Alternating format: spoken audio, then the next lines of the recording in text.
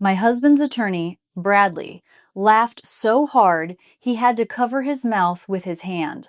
I stood at the plaintiff's table, alone. No legal team, no briefcase, just a manila folder, a small USB drive, and a silence I had perfected over 3 years.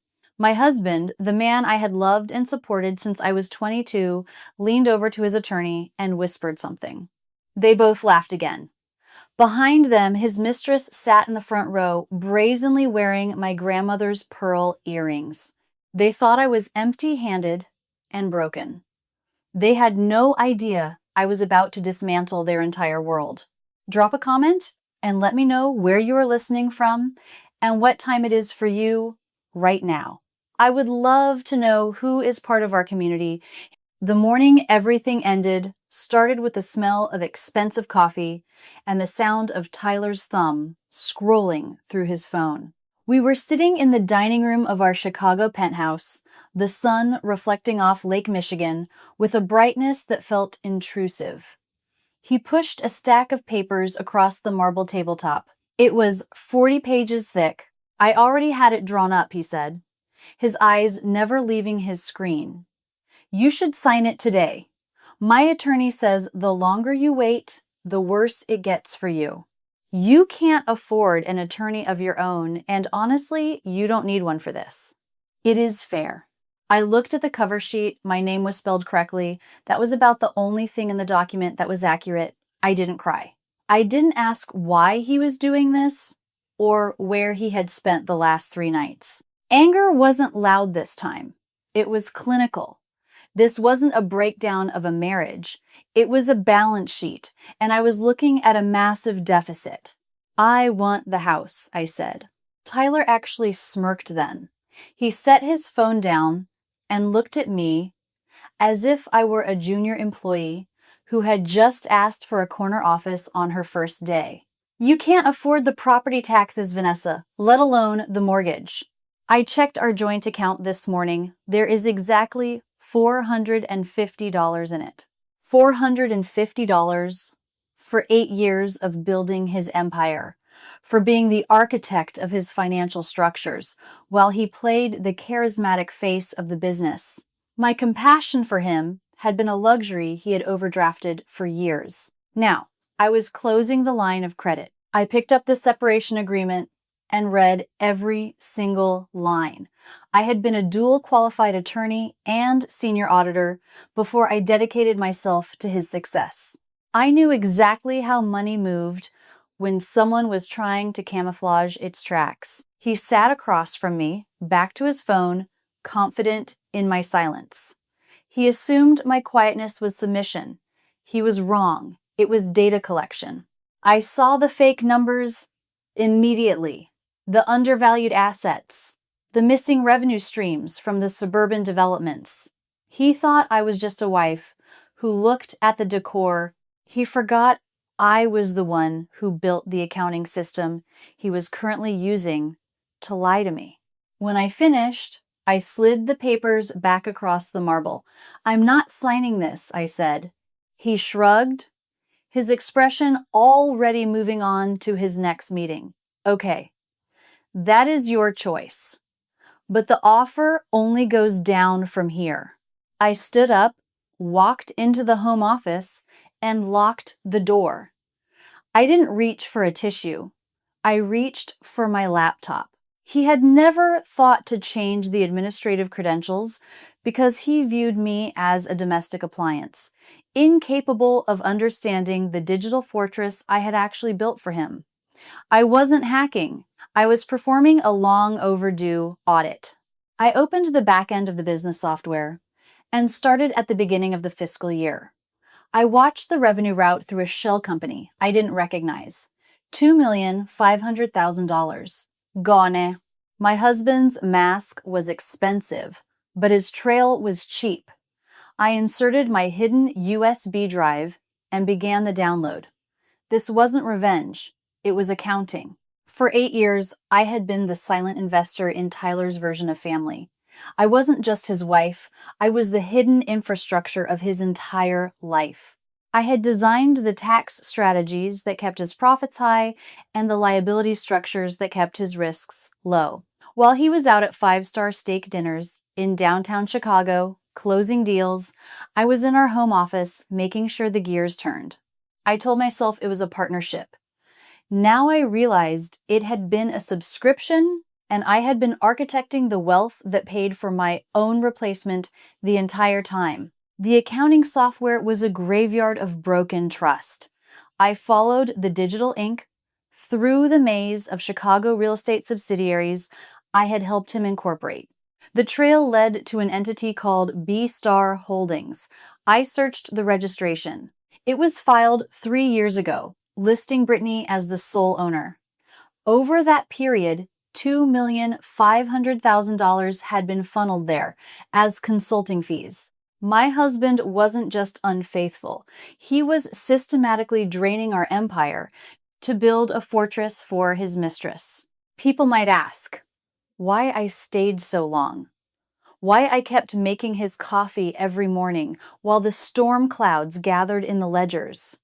They don't understand the invisible chains of a survivor. It is a psychological cage without songbirds or iron bars. When you are trapped in a toxic cycle with a predator, your silence isn't a sign of defeat, it is a survival mechanism. You stay because you have become a student of the person who wants to destroy you. You learn his rhythms. You learn exactly where he is most vulnerable. I stayed because I needed to wait for the exact moment when the evidence was irrefutable. I knew that in Tyler's mind, I was just a domestic asset he had already written off to zero. I wasn't a victim cowering in the corner. I was a hunter sitting in a blind, watching the predator walk directly into the trap. My patience wasn't weakness. It was a long-term investment in my own freedom. Every morning, I poured the beans into the grinder. The sound filled the kitchen, masking the noise of my own racing heart. I would hand him his mug, and he would barely look at me, already focused on the power he thought he owned.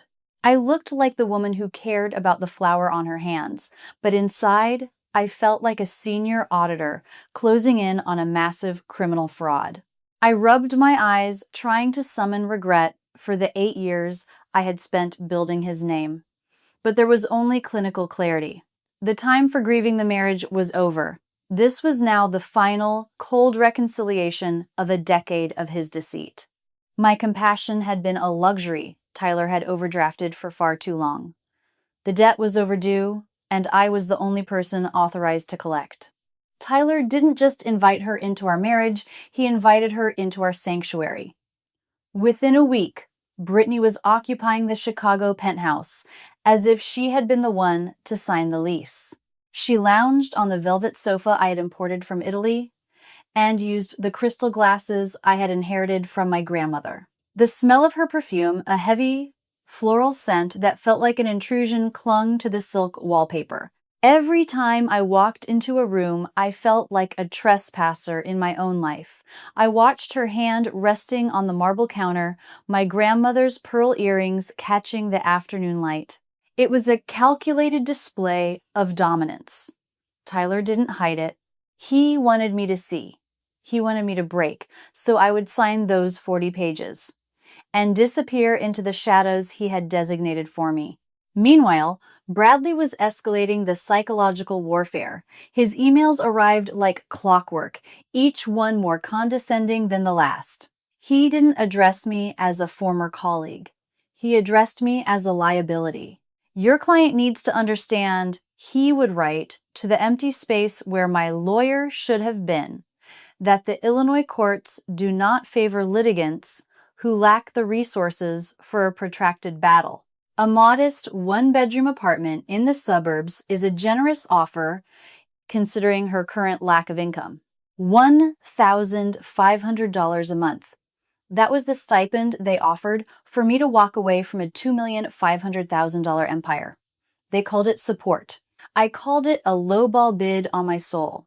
The vultures in my story were feasting on my silence. They mistook my lack of reaction for a lack of options. Tyler would sit at the breakfast table, the same marble where he had betrayed me, and discuss his upcoming weekend in Tuscany with Brittany, as if I were part of the furniture. He was so blinded by his own perceived power that he couldn't see the auditor standing right in front of him. He thought I was just maintaining the household. He saw me watering the orchids and baking bread in his old college sweatshirt. He didn't realize I was maintaining a crime scene. I was gathering the physical and digital fingerprints that would link his personal greed to his professional fraud. The arrogance of his lawyer, Bradley, was even more useful.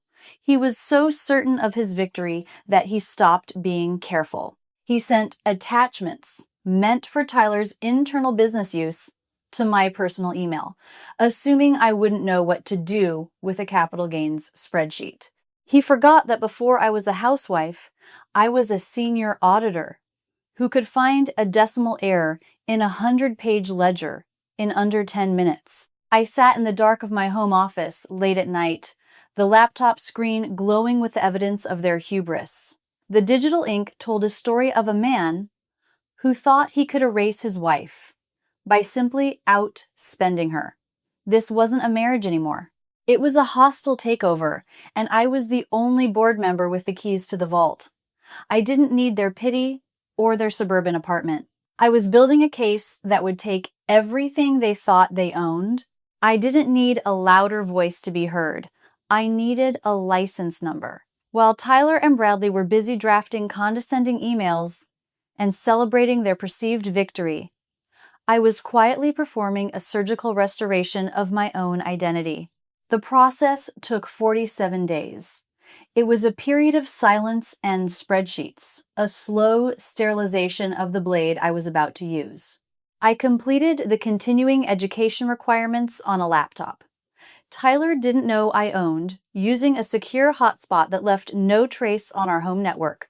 I paid the reinstatement fees with a credit card I had kept in my maiden name, an account that had sat dormant for 6 years. Every night, after the penthouse went quiet and the smell of Brittany's perfume had finally settled into the vents, I logged in to check the status. I wasn't a housewife anymore. I was a senior auditor who had just been reactivated. Anger wasn't a fire this time. It was a cold, clinical light. I spent my afternoons in the kitchen, flour dusting my fingers, but I wasn't just baking bread. I was waiting for the email that would confirm my standing with the bar. In my head, I wasn't mixing yeast and water. I was balancing the scales. When the confirmation finally arrived, I didn't cheer. I didn't call a friend.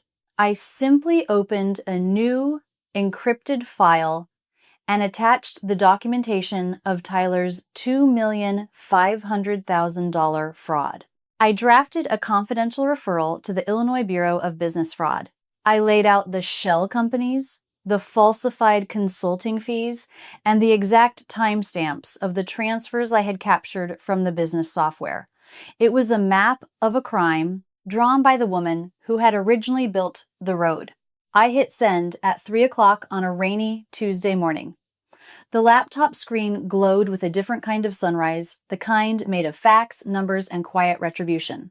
Tyler came home that evening, complaining about a zoning board delay.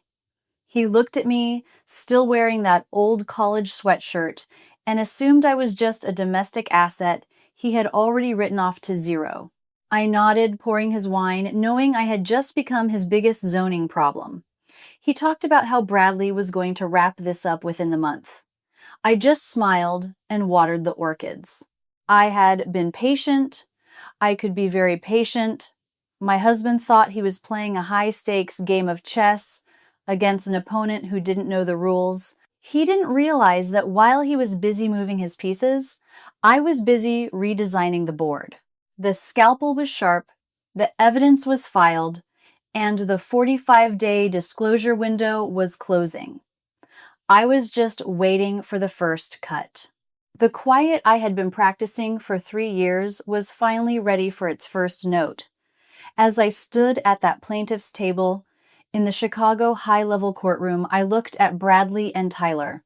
They were whispering and laughing, their faces flushed with the intoxicating arrogance of men who believe they own the room because they own the bank accounts. Bradley tilted his head back, his expensive watch catching the light as he checked the clock, clearly annoyed that a housewife was wasting his billable hours.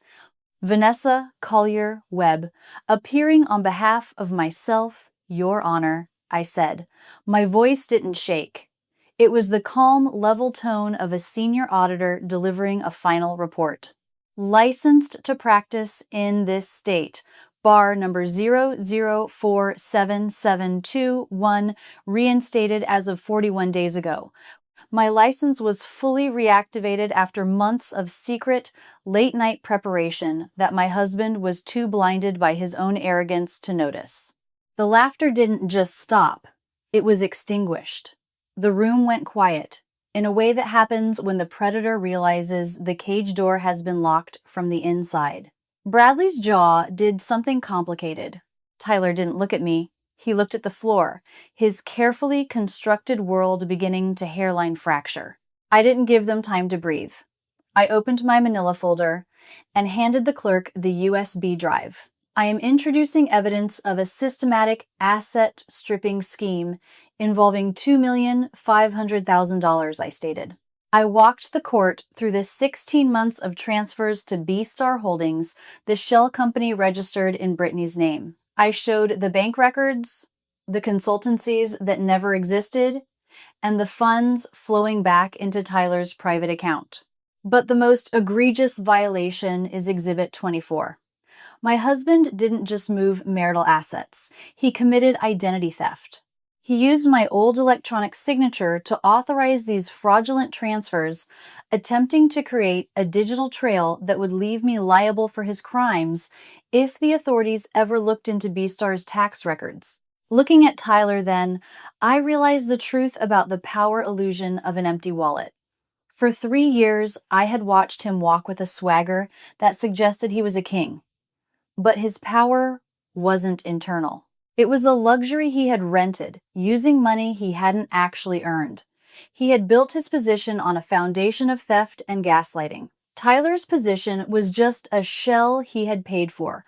Without the money, he had no substance left to stand on. He was just a man in a very expensive suit, suddenly realizing that the woman he had written off to zero was the only reason his empire had ever functioned. The judge didn't even wait for Bradley's response. She looked at the registration documents and the forged signature verification I had compiled. I have seen enough for an interim order, she said, her voice cutting through the suffocating silence. I am freezing all personal and business accounts belonging to the respondent and his mistress, Brittany, pending a full forensic audit. Furthermore, I am referring these documents to the State Attorney General's office for immediate review of potential fraudulent transfer and forgery claims. Tyler finally looked at me. His face was the gray color of Lake Michigan in December. His attorney's hands were shaking as he gathered his papers. This wasn't a divorce anymore. It was an execution.